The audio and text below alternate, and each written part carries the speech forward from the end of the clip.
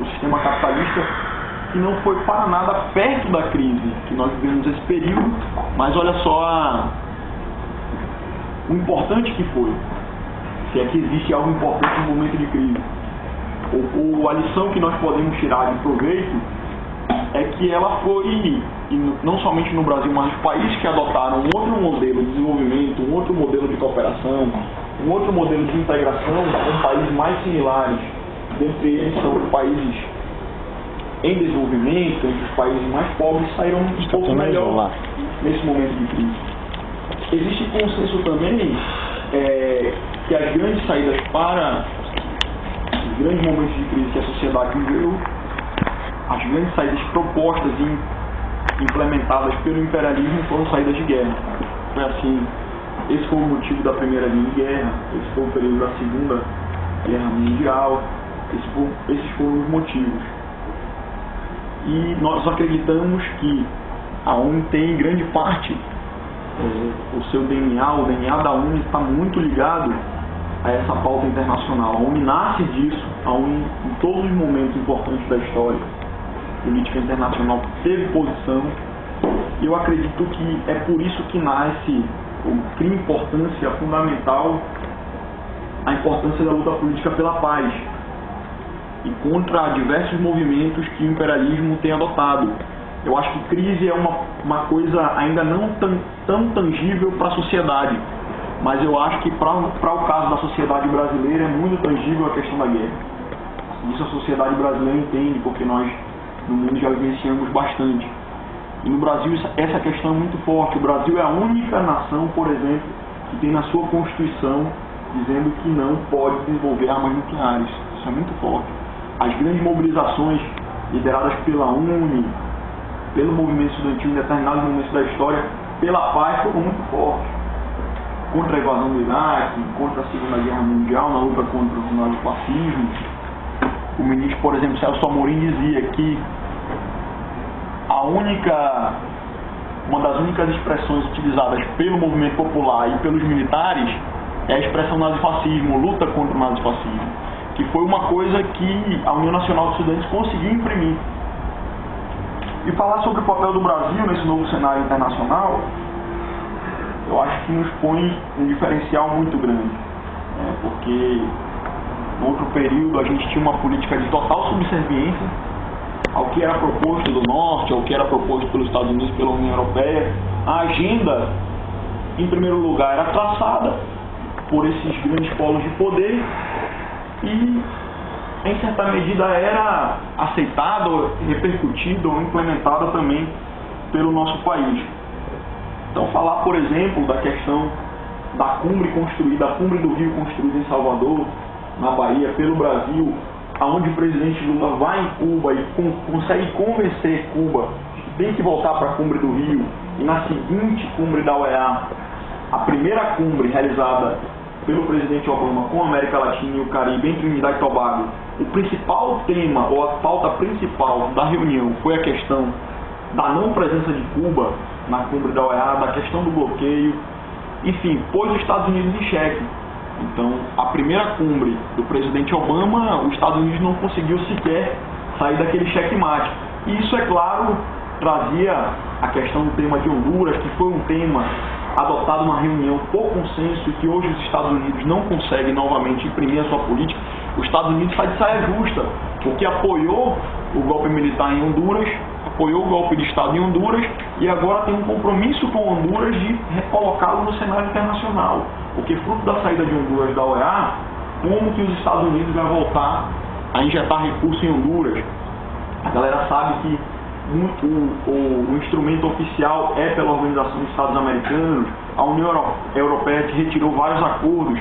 Claro que isso traz muitos prejuízos a Honduras, mas também traz a exposição dos Estados Unidos ao ridículo, que ficou bastante marcado no último período, e tudo indica que Honduras não voltará à OEA porque precisa ser uma decisão de consenso, e no momento não existe consenso com o retorno de Honduras para a Organização dos Estados Americanos. Outras posições do Brasil, por exemplo, na reunião da Unasul, o Brasil liderou a construção de uma resolução que para todos era consensual, de que a Colômbia deveria assinar uma declaração dizendo que as bases militares colombianas não seriam utilizadas em ataque a nações vizinhas e amigas, dizendo que o narcotráfico na Colômbia não se combaterá com caças que têm autonomia para voar até o Chile, da Colômbia ao Chile, ou seja, expondo realmente a situação onde as bases militares, o acordo militar foi instalado com a Colômbia, que usa além de efetivo militar norte-americano, infraestrutura de inteligência e de paramilitares. A questão da Honduras também e a questão do Irã. Eu acredito que não foi para nada o isolamento do Brasil. Eu acho que o Brasil jogou uma cartada importante, porque muito embora os Estados Unidos não tenham retrocedido, ficou mais uma vez exposto no cenário internacional a saia justa. Os Estados Unidos ficam de saia justa. Hoje, para dar um dado, por exemplo, é impossível administrar o Conselho de Segurança da ONU. Hoje não é somente o Brasil que reivindica a sua entrada na ONU. Outras potências do G8, do G20 reivindicam, por exemplo, a entrada no Brasil, porque, na minha opinião, o que ficou exposto foi a incapacidade das nações que compõem hoje o Conselho de Segurança da ONU de dialogar com determinados países. A incapacidade desses países desenvolvidos em construir consensos em determinados temas. Como colocou muito bem o Augusto, quando o Brasil teve a ousadia, inclusive, de divulgar uma carta do governo dos Estados Unidos, que é um documento bilateral entre que o governo Obama envia ao governo brasileiro e que o governo brasileiro vai lá. Essas eram as principais reivindicações para não implementar sanções ao Irã, e nós conseguimos chegar a um acordo concreto e mesmo assim os Estados Unidos não voltam atrás. Para falar sobre o Projeto Brasil, é importante valorizar o esforço de formulação e elaboração do movimento estudantil, de não se limitar somente às questões educacionais ou às questões de juventude, mas por na medida de tentar influenciar nas questões mais gerais do nosso país. Eu acho que nós precisamos utilizar o Projeto Brasil em militar, utilizá-lo para militar na base do movimento estudantil, influenciando aos estudantes que votarão no próximo processo eleitoral, influenciando aos movimentos sociais, para que os movimentos sociais saibam que a União Nacional dos Estudantes tem uma opinião e que leve em consideração a sua opinião na hora também de sair para militar nas suas bases, qual é a opinião dos estudantes brasileiros.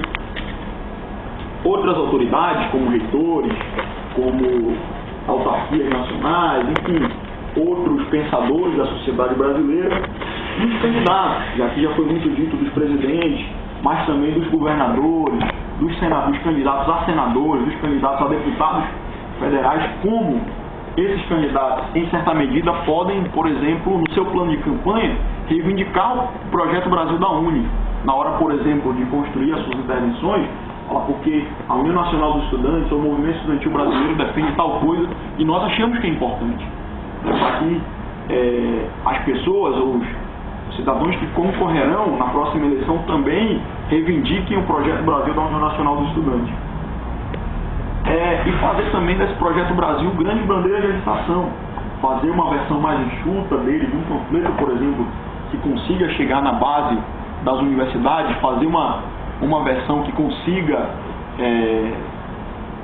nutrir concretamente a militância do movimento estudantil para o próximo período.